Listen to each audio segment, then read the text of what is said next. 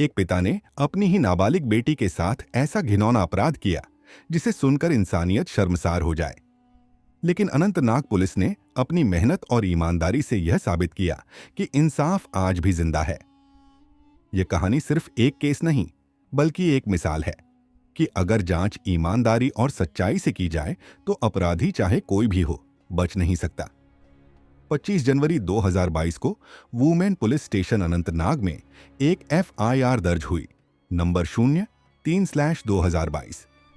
धाराएं: आईपीसी की धारा 376 बलात्कार, 506 धमकी देना और पीओसीएसओ अधिनियम 2012 की धाराएं 3 और 4। शिकायत पीड़िता की मां ने दर्ज कराई। आरोपी मोहम्मद लतीफ शेख, निवासी टेलवानी, अचाबल।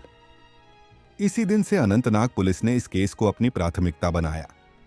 जांच की जिम्मेदारी एएसआई ताहिरा, पीआईडी नंबर 9,36,131 के पास थी, जिन्होंने हर सबूत को बारीकी से इकट्ठा किया। जांच की निगरानी डिप्टी एसपी आशिक हुसैन कर रहे थे और 11 मार्च 2022 को चार्जशीट दाखिल की गई। आखिरकार प्रिंसिपल सेशंस जज अनंतनाग ने आरोपी को आजीवन कारावास, लाइफ इंप्रिजनमेंट की सजा सुनाई।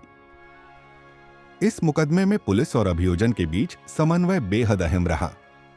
पब्लिक प्रोसिक्यूटर श्री अब्दुल रशीद ने अदालत में इतने मजबूत तर्क दिए कि आरोपी के बचाव में कोई गुंजाइश नहीं रही।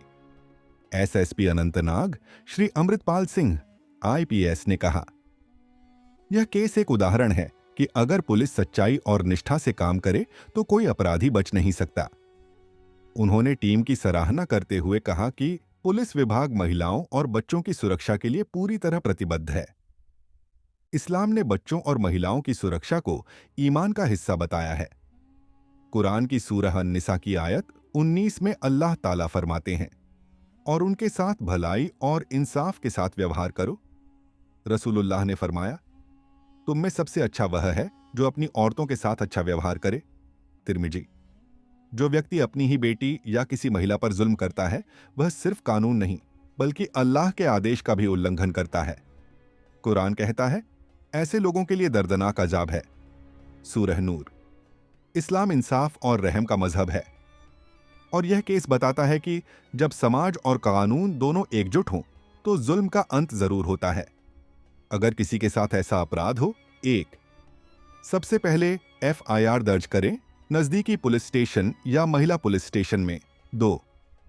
अगर पीड़िता नाबालिग है तो POCSO act, protection of children from sexual offence 2012 के तहत केस दर्ज होता है। 3.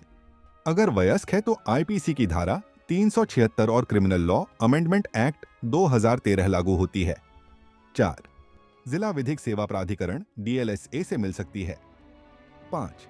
महिला हेल्पलाइन 181 या चाइल्ड लाइन 1098 पर तुरंत संपर्क किया जा सकता है। आपका हर सबूत, मेडिकल रिपोर्ट, बयान, ऑडियो, फोटो अदालत में महत्वपूर्ण होता है। डरने की जरूरत नहीं है। अगर आप सच पर हैं तो कानून आपके साथ है। अब जरा पूरे देश की तस्वीर देखें। भारत में बच्चों से यौन अपराधों के मामलों की स्थिति बेहद चिंताजनक है। मार्च 2023 तक 1.3 लाख से अधिक पीओसीएसओ मामले लंबित थे। Times of India. सिर्फ फास्ट ट्रैक अदालतों में 2.43 लाख मामले लंबित, और सज्जा की दर मात्र 3% रही। इकोनॉमिक्स टाइम्स उत्तर प्रदेश सबसे ऊपर, जहां 67,000 से ज्यादा केस लंबित हैं। TOI report 2023।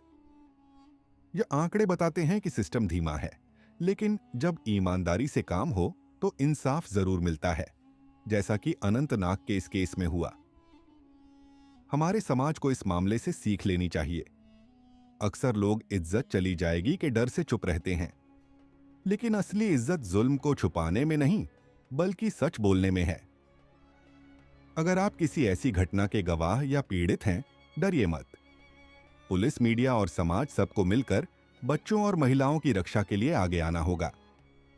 और जो अधिकारी जैसे एएसआई ताहिरा, डीवाईएसपी आशिक हुसैन और पब्लिक प्रोसिक्यूटर अब्दुल रशीद, उनकी सराहना जरूर करें, क्योंकि ऐसे ही ईमानदार लोग हमारे सिस्टम की असली ताकत हैं।